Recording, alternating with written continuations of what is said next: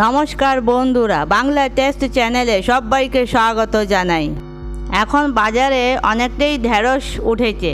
তা ঢেঁড়স দেখে আমার মনে আসলো কি কেননা একটা ঢেঁড়সের নতুন রেসিপি আপনাদের সাথে শেয়ার করি। তা আমি ঢেঁড়স 250 কিনে নিয়ে আসলাম, আর এনে প্রথম ওটাকে ধুয়ে হাওয়াতে শুকিয়ে নিয়েছি জলটা। তারপরে এরকম টুকরো টুকরো করে কেটে নিয়েছি। চলুন দেখে নিই কী করতে হবে। এখানে আমি কাজু নিয়েছি আর 1 চামচ পোস্ত দানা নিয়েছি। এখন কাজু আর পোস্তটাকে জলে মেরে ভিজিয়ে রাখবো কিছুক্ষণ, তারপরে মিক্সির জারে বেটে নেব। এই যে ভিজিয়ে দিয়েছি, কিছুক্ষণ ভেজানোর পরে আমি এই যে জার নিয়ে নিয়েছি, জারে মেরে কাজু দিয়ে দিলাম, তারপরে দিয়ে দেব পোস্ত দানা।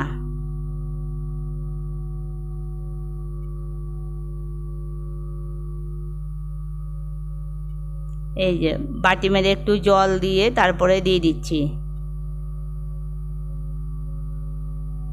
এই যে পোস্তটা দেওয়া হয়ে গেছে, তারপরে আদার টুকরো নিয়েছি কিছুটা, আদা দিয়ে দিলাম। এখন ঢাকাটা লাগিয়ে এটাকে মিহি করে পিষে নেব মিক্সিতে। এই দেখুন বেটে নিয়ে এসেছি, এই দেখুন কি সুন্দর হয়ে গেছে, একদম মিহি করে পিষে নিয়েছি।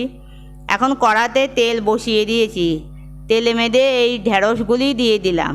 কিছু দেইনি তেলে, শুধু ঢেঁড়স দিয়েছি। এটাকে একটু ভেজে নেব। ফ্লেমটাকে মিডিয়াম থেকেও একটু হাই রাখবো, রেখে এটাকে ভেজে নেব।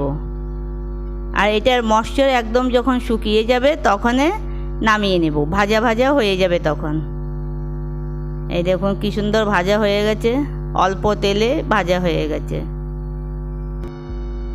এখন এটাকে একটা প্লেটে নামিয়ে নেব। ঢেঁড়সের রঙটা দেখুন কি সুন্দর গ্রিন দেখা যাচ্ছে। এখন ওই কড়াতেই তেল দিয়ে দিয়েছি, তেলে মেরে কালো জিরে দিলাম আর 2টো কাঁচা লঙ্কা। এরপরে দিয়ে দেব ওই যে পেস্ট করে রেখেছিলাম কাজু আর পোস্তদানা বেটে রেখেছিলাম, সেটা পেস্টটা দিয়ে দিয়েছি। এটাকে একটু তেলের সাথে মিক্স করে নিলাম। মিশিয়ে নেওয়ার পরে ওই জারটা ধুয়ে জলটা দিয়ে দিলাম। এখন এর মধ্যে অল্প করে একটু আন্দাজ করে হলুদ দেব। এই যে সামান্য হলুদ, বেশি লাগবে না। এই যে হলুদ দিয়ে একটু ভালো করে একটুখানি কষিয়ে নেব।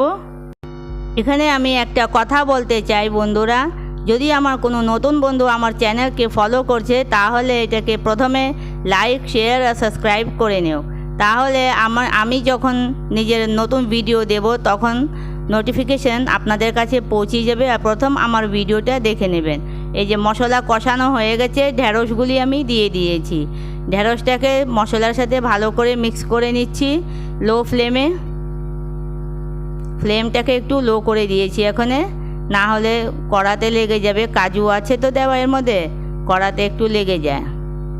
এই যে এখন আমি এক গ্লাস না, হাফ গ্লাসের একটু বেশি জল দিয়েছি। বেশি ঢেঁড়সের তো ঝোল করব না, গা মাখা হবে এটা, তো অল্প জল দিয়েছি। এই যে খুব ভালো করে মিক্স করে দিচ্ছি মশলার সাথে।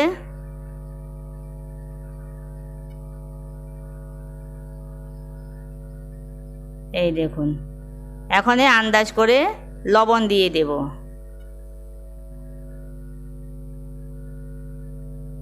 এই যে লবণটা দিয়ে দিয়েছি, এখন এটা সেদ্ধ হয়ে যাবে। এই যে আমার তরকারি একদম রেডি হয়ে গেছে, সেদ্ধ হয়ে গেছে, কি সুন্দর হয়েছে গা মাখা। একদম আন্দাজ করে জল দিয়েছিলাম, পারফেক্ট তৈরি হয়ে গেছে। বন্ধুরা, একটা ভিডিওকে শ্যুট করতে অনেকটাই টাইম লাগে, কিংবা পরিশ্রমও হয় অনেক। তাহলে আপনারা একটু আমাকে সাপোর্ট করবেন, আমাকে এগিয়ে নিয়ে যাবেন। তা আপনাদেরকে যদি আমার এই রেসিপিটা ভালো লেগে থাকে তাহলে লাইক, শেয়ার আর সাবস্ক্রাইব করবেন, এটার অনুরোধ রইল আমার। আমি আবার একটা নতুন ভিডিও নিয়ে তাড়াতাড়ি আপনাদের সামনে চলে আসব। Bye bye.